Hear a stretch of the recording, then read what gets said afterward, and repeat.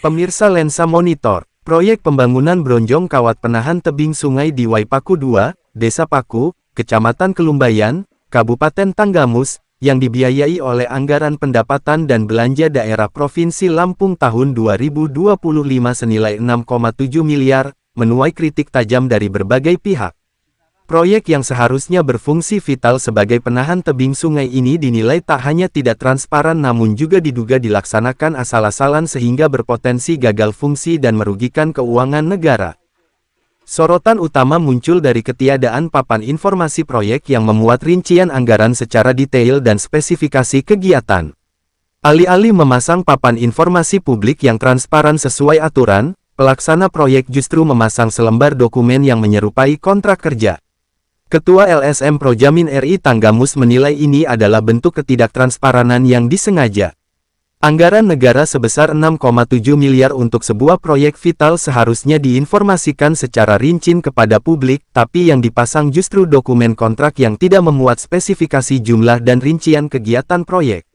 Praktek ini jelas melanggar prinsip akuntabilitas publik dan mengesankan upaya untuk menghindari pengawasan masyarakat terhadap penggunaan dana APBD.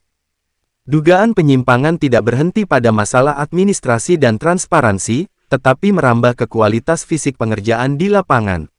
Kontraktor pelaksana, CV Bening Konstruksi, yang bekerja di bawah naungan Dinas Pengelolaan Sumber Daya Air Provinsi Lampung, dituding ceroboh dalam pemilihan material dan teknik konstruksi. Menurut Helmi, hasil pengamatan timnya di lokasi menunjukkan bahwa pengerjaan proyek bronjong ini sangat mengecewakan.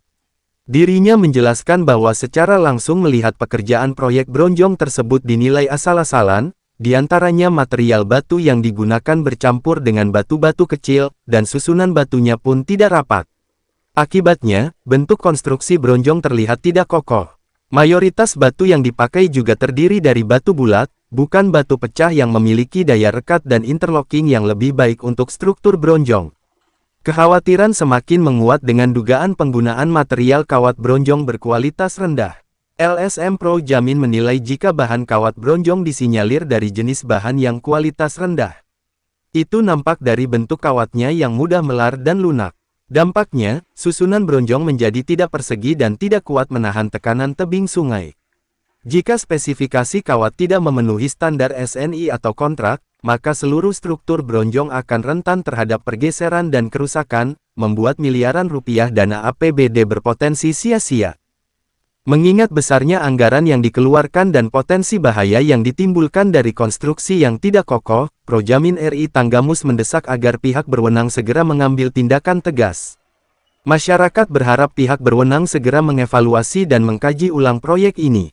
Jangan sampai uang negara yang mencapai 6,7 miliar ini menjadi sia-sia karena proyek yang tidak bermutu. Dinas PSDA Provinsi Lampung dan Inspektorat harus turun tangan untuk melakukan audit menyeluruh. Kini, nasib proyek penahan tebing yang vital bagi Waipaku 2 ini berada di ujung tanduk. Tanpa evaluasi dan perbaikan mendesak, proyek yang dibiayai mahal ini dikhawatirkan hanya akan menjadi monumen kegagalan pembangunan dan ketidakbertanggungjawaban.